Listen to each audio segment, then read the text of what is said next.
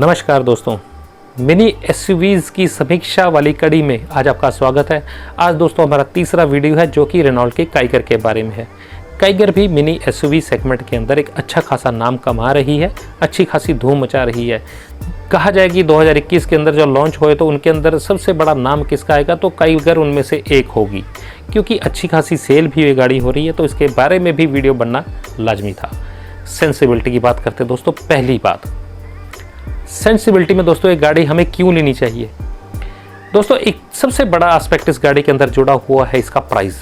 5,45,000 से जब एक गाड़ी शुरू होती है तो वहाँ पे कहीं हमें छोटी हैचबैक भी नहीं मिल पाती, जो ये 5,45,000 रुपये में हमें मिनी एसयूवी का एक सुविधा दे देते हैं। ये बात मैं शुरू से कहता रहता हूँ, चाहे फीचर आप बाद में जो मर्जी लगवा लीजिए, एक चीज़ आप बाद में नहीं लग पाती, वो है इसकी स्पेस। तो स्पेस इस गाड़ी में भर भर के मिलती है हमें, तो इसलिए गाड़ी लेना हमारे लिए बनता है। ऊपर से इसके अंदर ऑल एलईडी लाइटिंग दी गई है जो कि इसको बड़ी खूबसूरत बनाती है। फ्रंट से इसकी रोड प्रेजेंस बहुत अच्छी लगती है। साइड प्रोफाइल भी हालांकि बॉक्सी नहीं है, लेकिन फिर भी एक अच्छा बड़ी गाड़ी का हमें लुक देती है। रियर से भी गाड़ी देखने में सुंदर लगती है, तो इसकी सेंसिबिलिटी बनती है जो ये गाड़ी हम लेने, तो इसके लिए बिग यस है, ये गाड़ी ले लेनी चाहिए। दूसरी बात है दोस्तों ब्रांड वैल्यू। अब इस गाड़ी की क्या ब्रांड वैल्यू है। ये गाड़ी दोस्तों फ्रेंच ऑटो कार मेकर की तरफ से आती है जो कि है रेनॉल्ट।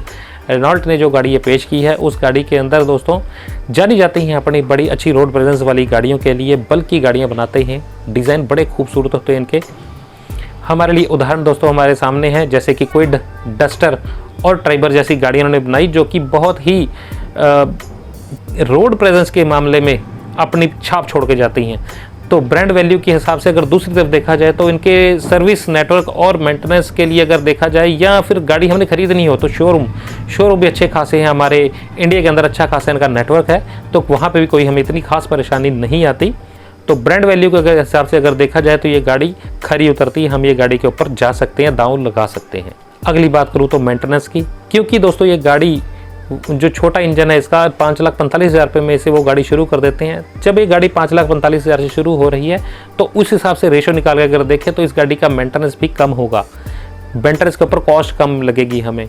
हालांकि स्पेयर पार्ट्स की दिक्कत रहती है रेनॉल्ट के अंदर, प्रॉपर अवेलेबिलिटी नहीं मिल पाती कई बार, लेकिन फिर भी ये गाड़ी अगर पेट्रोल में चल रही है तो इसके अंदर इस चीज़ की कमी नहीं महसूस होगी, क्योंकि मेंटेनेंस कम करवानी पड़ती है पेट्रोल गाड़ी की। अगर टाइम टू टाइम सर्विस करवाई जाए तो इसकी मेंटेनेंस का ज़्यादा झंझट नहीं पड़ेगा। हाँ, इसके जो एक्सीडेंटल पार्ट्स हैं वो टाइम आगे बताएगा कि कैसे अवेलेबिलिटी उनकी होती है, या स्पेयर पार्ट्स की अवेलेबिलिटी कैसे होती है। तो कोई ऐसी मेरे हिसाब से दिक्कत जो अर्बन एरिया है वहाँ पर नहीं आनी चाहिए। रूरल एरिया में शायद कोई दिक्कत आ जाए, तो वो कोई इसके बारे में आगे जाके बढ़ावा जैसे मिलेगा इसको, या इसके नेटवर्क और बढ़ेगा तब पता लगेगा। लेकिन हाल फिलहाल के लिए अगर मैं कहूँ तो मेंटेनेंस कॉस्ट इसकी ठीक ठाक सी होगी, कम ही होगी। 3,000 से 3,500 रुपये के बीच में इसकी सर्विस भी हो जाएगी, और स्पेयर पार्ट्स का खर्चा भी कुछ ज़्यादा नहीं होगा। बस अवेलेबिलिटी की बात है। आगे बात करें तो स्पेस एंड प्रैक्टिकलिटी, यहाँ पे ये गाड़ी सबको पीछे छोड़ जाती है। स्पेस के मामले में 405 लीटर का मासिव बूट स्पेस किसी के पास नहीं है पूरे सेगमेंट के अंदर, चाहे वो 12-13 लाख की गाड़ी क्यों ना ले लें। Kia Sonet, hyundai Venue, Tata Nexon सबको पीछे छोड़ जाती है। ये गाड़ी 5,45,000 रुपये में आपको 405 लीटर का बूट स्पेस देती है, और दावा करते हैं सबसे बड़ा शोल्डर रूम, पीछे का हेड रूम, लेग रूम, नी रूम। 6 फीट के पर्सन के लिए बैठने के लिए भी कोई ऐसी दिक्कत नहीं आएगी। वो चीज़ मैंने देखी भी इस गाड़ी के अंदर। जब इस गाड़ी को आप ओपन करेंगे, अंदर बैठने की कोशिश करेंगे, तो आपको पता लगेगा कि इस गाड़ी के अंदर स्पेस को कैसे स्मार्टली यूटिलाइज़ किया गया है। तो ये चीज़ इस गाड़ी के 7 प्लस पॉइंट में जाती है। उसके अलावा प्रैक्टिकलिटी की बात करें तो काफ़ी सारी जगह निक नैक रखने की, पॉकेट होल्डर्स हैं जहाँ पे डोर के अंदर भी मैगजीन होल्डर्स हैं और बॉटल होल्डर्स हैं। पीछे अगर देखें तो मैगजीन होल्डर्स भी हमें मिल जाएंगे, ग्लव बॉक्स भी कूल्ड मिल जाता है हमें। तो ये सारी चीज़ें अगर मिला के देखें, स्पेस के हिसाब से प्रैक्टिकलिटी को भी बहुत अच्छे तरीके से यूज़ किया गया है। इस चीज़ के लिए इसको बिग यस है, बिग प्लस पॉइंट है। अगर सिर्फ और सिर्फ आप स्पेस के बारे में देख रहे हैं तो ये गाड़ी कभी निराश नहीं करेगी आपको। अगर बात करें इसके डिज़ाइन की, तो डिज़ाइन काबिल तारीफ़ है। रोड प्रेजेंस बहुत अच्छी है। जैसे मैंने पहले बताया कि फ्रेंच कार मेकर्स रेनॉल्ट वाले हमेशा से ही अच्छी गुड लुकिंग कार बनाते हैं। जैसे कि ट्राइबर को देखा जाए तो हालांकि छोटी कार है, 7 सीटर बनाई है, लेकिन उसको देख के लगता नहीं कि ये छोटी कार है, या 5-5.5 लाख रुपए में ये गाड़ी हम ले रहे हैं। क्विड को देखा जाए तो एक बड़ी रोड प्रेजेंस वाली गाड़ी दिखती है हमें। वहीं पर डस्टर को देखो तो जब ये गाड़ी आई थी तो सबसे अच्छी बल्कि दिखने वाली गाड़ी हमारे सामने थी। ऐसे ही इसके साथ भी है, स्लीक सी की ग्रिल नज़र आती है। उसके बाद पतली पतली सी DRLs हैं इसके अंदर। नीचे इसके ऑल LED हेडलाइट्स, बड़ा सा बम्पर देने की इसको कोशिश की गई है। फिर ऊपर से इसका बोनेट देखें तो एक कर्वी सा बोनेट जो कि इसकी मस्कुलर लुक को और दर्शाता है। साइड प्रोफाइल से भी गाड़ी बहुत सुंदर लगती है देखने में, और इसके जो एलॉय व्हील्स है वो भी डुअल टोन में बड़े खूबसूरत लगते हैं। रियर से भी कंप्लीट गाड़ी की लुक देती है, कहीं से भी ऐसे नहीं लगता है कि कहीं पे कॉम्प्रोमाइज़ किया गया डिज़ाइन के अंदर। तो डिज़ाइन के मामले में भी बिग यस है। अगर आप डिज़ाइन में अच्छी गाड़ी लेना चाहते हैं तो फिर काइगर आपके लिए बनी है। सेफ्टी की बात करूं तो सेफ्टी के अंदर हालांकि अभी ग्लोबल एनकैप की कोई इसकी डिटेल हमारे पास नहीं है, लेकिन ABS, EBD, 2 एयरबैग्स और उसके साथ ही रियर पार्किंग सेंसर्स और कैमरा, ये सारी चीज़ें इसके अंदर बड़े अच्छे तरीके से मिल जाती हैं। ये चीज़ें इसकी जो सेफ्टी उसमें 4 चांद लगाती हैं। ब्रेकिंग शुरू से अच्छी रही इन गाड़ियों की, तो ब्रेकिंग में भी अच्छी है। सस्पेंशन भी ठीक ठाक है, और जब ये गाड़ी हाई स्पीड होती है तो कंट्रोल करना बहुत आसान होता है।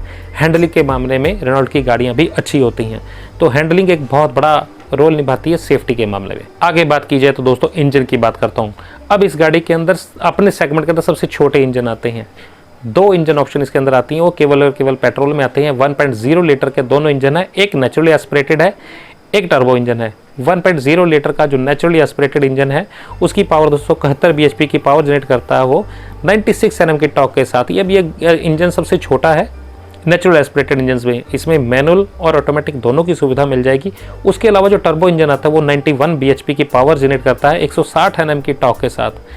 इस इंजन के अंदर एक खासियत और आती है जो कि मैनुअल ट्रांसमिशन के अंदर CVT की बेहतरीन सुविधा हमें ऑटोमेटिक में मिल जाती है। अब दोस्तों ये जो गाड़ी है ना केवल नेचुरल एस्पिरेटेड सबसे छोटी इंजन वाली गाड़ी है, उसके अलावा ये टर्बो में भी सबसे छोटी इंजन वाली गाड़ी है। 2 इंजन आते हैं, दोनों ही हमें पेट्रोल के अंदर ही मिलेंगे। डीजल में इसकी सुविधा नहीं है, क्योंकि रेनॉल्ट वाले पहले ही कह चुके हैं अब कोई भी गाड़ी वो डीजल में नहीं बनाएंगे। तो इस गाड़ी के अंदर जो इंजन है उसके अंदर 3 तरह के मोड्स भी नज़र आते हैं हमें, जो कि हमारे पास इको, सिटी और स्पोर्ट के मोड हैं। जो कि इको, सिटी, स्पोर्ट के मोड ऐसे नहीं कि सिर्फ दिखावे के लिए।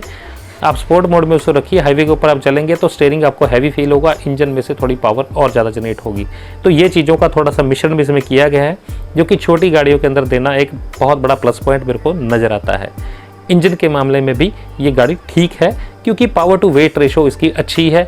वजन जितना है उस हिसाब से ये गाड़ी जस्टिफाई करती है। नेचुरल एस्पिरेटेड इंजन थोड़ा सा अंडर पावर फील होता है, लेकिन टर्बो उसकी कमी को पूरा कर देता है। फीचर्स की बात करूँ तो फीचर लिस्ट इसकी बहुत लंबी है। LED headlamps, DRLs, tail light C shape की पीछे, और उसके बाद फीचर लिस्ट के अंदर अगर देखूं तो 8 इंच का टच स्क्रीन इंफोटेनमेंट सिस्टम सबसे बड़ा है इसके सेगमेंट के अंदर, जो कि वायरलेस एंड्रॉयड ऑटो और एप्पल कारप्ले के साथ आता है, जो कि छोटी गाड़ी के अंदर देना एक सबसे पहली बार है, फर्स्ट इन सेगमेंट है छोटी गाड़ियों के अंदर। उसके बाद इसके अंदर दोस्तों एक्सेसरी पैक एक आता है, जिसके अंदर एयर प्योरीफायर जैसी सुविधाएं भी हमें मिल जाती हैं। उसके बाद हालांकि इसके अंदर सनरूफ की सुविधा नहीं दी गई, लेकिन वो जस्टिफाई होता है जब इसकी प्राइस को हम देखते हैं। उसके बाद 3D आर्कमी की साउंड सिस्टम इसके अंदर बहुत ही खूबसूरती से इसकी जो साउंड सिस्टम है उसको और 4 चांद लगा देता है। और अगर फीचर लिस्ट में ऐसे देखें तो निक नैक रखने की जगह और उसके हिसाब से ऑटो AC या एक ब्यूटीफुल सा खूबसूरत सा इसका MID कलर, MID वो भी इसको बड़ा कॉम्प्लीमेंट करता है इसकी फीचर लिस्ट को। अब दोस्तों इसके प्राइसेस की अगर बात की जाए तो RXE जो इसका वेरिएंट है, बेस वेरिएंट 1.2 लीटर का नेचुरल एस्पिरेटेड, वो शुरू होता है 5,45,000 रुपये से। इसके जो ये वाला वेरिएंट है नेचुरल एस्पिरेटेड वाला, उसके अंदर जो इसकी ऑटोमेटिक की सुविधा है वो दोस्तों 6,59,000 से 6.59 लाख रुपये से शुरू हो जाती है, जो कि RXL वेरिएंट है। टर्बो वेरिएंट की अगर मैं बात करूं तो वो 7,14,000 रुपये का हमें पड़ता है, जो कि RXL वेरिएंट आता है। जो इसके अंदर CVT वेरिएंट है वो इसके थोड़े से ऊपर RXT से शुरू होते हैं, जो 8,60,000 रुपये में पड़ता है। 1 लाख रुपये सस्ती हमें मैनुअल ट्रांसमिशन वाली गाड़ी पड़ती है। टॉप वेरिएंट 9,55,000 रुपये का, जिसके अंदर CVT के साथ हमें टर्बो इंजन मिलता है। अब दोस्तों ये जो बैंड है जो 5,45,000 से 9,55,000 रुपये का, इसके अंदर हमें 2 तरह के इंजन और 3 तरह के ट्रांसमिशन हमें मिल जाते हैं, जो कि इसके एक कंप्लीट रेंज को पूरा करते हैं। उसके साथ ही हमें डुअल टोन की सुविधाएं भी मिल जाती हैं। अब दोस्तों बारी वर्डिक्ट की, क्या ये गाड़ी हमें लेनी चाहिए, किन को लेनी चाहिए? दोस्तों जिन्होंने शहर में चलना है उनके लिए तो बहुत बड़ा यस है मेरी तरफ से, वो गाड़ी बेफिक्र होकर गाड़ी आप ले सकते हैं। दूसरी बात दोस्तों, जिनके जेब पे पॉकेट पे भारी पड़ती हैं गाड़ियाँ, जो हैचबैक लेने की तमन्ना रखते हैं, उनको एक SUV का लुक ये SUV दे देते हैं रेनॉल्ट वाले। उनके लिए बहुत बड़ी प्लस पॉइंट है। तीसरी बात दोस्तों, जिनको कि नेचुरली एस्पिरेटेड इंजन छोड़िए, अगर टर्बो की भी सुविधा चाहिए लेकिन पॉकेट पे ज़्यादा भारी ना पड़े, तो ये गाड़ी आपके लिए बनी है। हालांकि आप अंडर पावर नहीं कह सकते इस गाड़ी को, जब आप चलाओगे मेरे को भी लगता था ये अंडर पावर है, सबसे छोटा इंजन है, लेकिन फिर भी स्मार्टली इस इंजन को बनाया गया है, जो कि बहुत ही अच्छे तरीके से अपनी भूमिका निभाता है। और दोस्तों इसमें खासियत जानी जाती है अपनी राइड और हैंडलिंग कारण। अगर आपको राइड और हैंडलिंग ज़्यादा बढ़िया चाहिए तो फिर ये गाड़ी आप ले लीजिए। प्रोपोर्शनड लगती है हर चीज़ इसके अंदर, स्पेस आपको ज़्यादा चाहिए, पीछे बूट स्पेस बड़ा चाहिए, शोल्डर रूम, नी रूम बड़ा चाहिए, यानी कि 5 पर्सन के बैठने की आपको प्रॉपर जगह चाहिए, तो ये गाड़ी आपके लिए बनी है। किन के लिए नहीं बनी? सबसे पहली बात, डीजल इंजन इसमें नहीं आता, तो डीजल इंजन की आपको इसमें कमी खलेगी, वो आपके लिए ये गाड़ी नहीं बनी। अगर आप गांव देहात में या काफ़ी दूर रहते हैं जहाँ पे इसके सर्विस नेटवर्क नहीं है, तो वहाँ पे इस गाड़ी को अवॉइड कीजिए, क्योंकि इस गाड़ी में कोई दिक्कत आएगी तो फिर आपको बड़ी परेशानी होगी।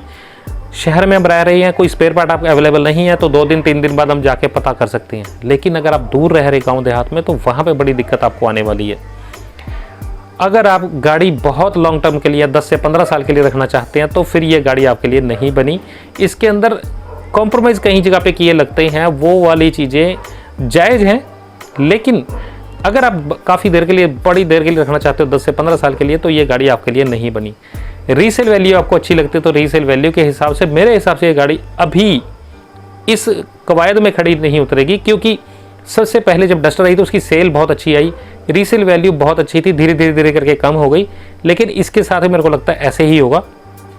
तो अगर आपने 5 से 7 साल ये गाड़ी रखनी है, तब आपके लिए गाड़ी बनी है, आपकी वैल्यू सारी निकाल देगी। वैल्यू फॉर मनी पैकेज बहुत अच्छा है इस गाड़ी का, अगर आप गांव देहात में नहीं रहते तो बताइएगा दोस्तों ये वीडियो आपको कैसा लगा।